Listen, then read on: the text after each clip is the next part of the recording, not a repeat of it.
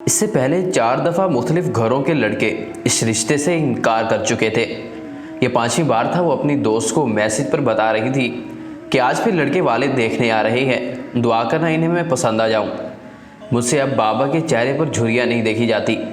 نہ جانے انہوں نے ایسا کیا گناہ کیا تھا کہ میں ان پر بوجھ بنی ہوئی ہوں۔ اب تو ماں کے ہاتھ بھی کانپتے ہیں۔ اس مشین کو چلا چلا کر انہوں نے آج تک میرے لیے بہت کچھ بنایا، لیکن قسمت پتہ نہیں کیا امتحان لے رہی ہے۔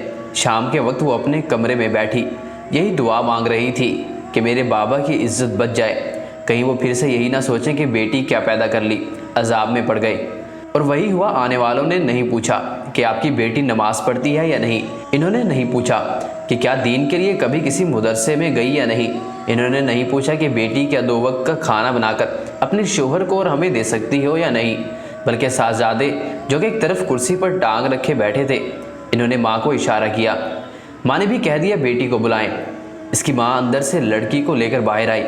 شہزادہ صاحب نے منہ اٹھا کر دیکھا اور باہر چلے گئے۔ لڑکی کی ماں پیچھے گئی اور کہا، بیٹا کیا بات ہے؟ یہاں اندر لڑکی اور اس کے ماں باپ سن رہے ہیں۔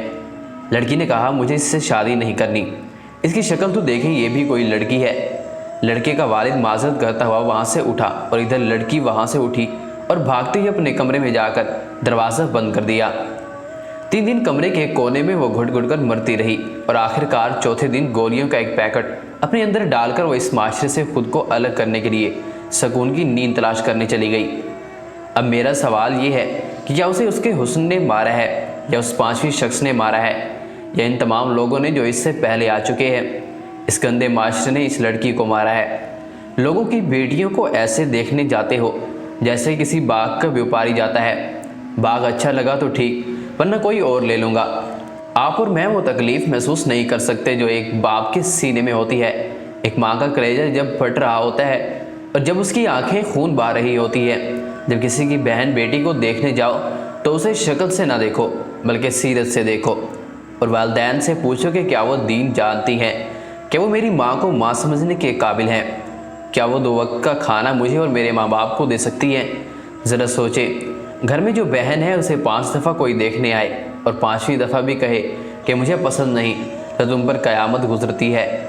اور تمہیں یاد بھی ہے خود کتنی بیٹیوں پر قیامت گرا چکے ہو۔ یقین مانیے ہمیں پتہ نہیں ہوتا کہ کہیں ہماری وجہ سے کسی گھر میں کتنا بڑا فساد، کتنا بڑا دکھ جنم لے چکا ہے۔ حسن نہ دیکھیں، کسی کی عزت دیکھیں۔ کیا فائدہ اگر حسن ملے اور عزت نہ ملے؟